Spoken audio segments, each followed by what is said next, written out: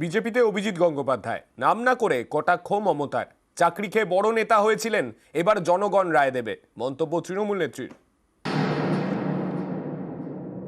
বিচারের চেয়ারে বসে বিজেপি বাবু বিজেপি পার্টিতে জয়েন করার কথা ঘোষণা করছেন। এদের দিকে তাকিয়ে মানুষ বিচার পাবে? বিজেপি বললেই বিচার, রোজ একটা করে পিল খাচ্ছে, আর বিজেপি যা বলছে তাই হচ্ছে।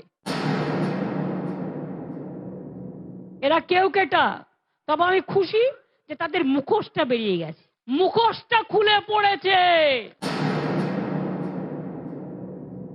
আমরা প্রথম থেকে বলছিলাম হাজার হাজার ছাত্রছাত্রীর চাকরি গিয়ে বড় নেতা হয়ে গিয়েছিলেন।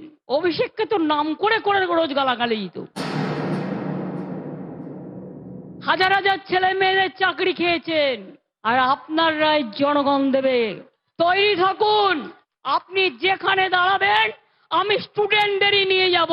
তার কারণ স্টুডেন্টরাই লড়াই করবে যাদের চাকরি আপনারা খেয়েছেন।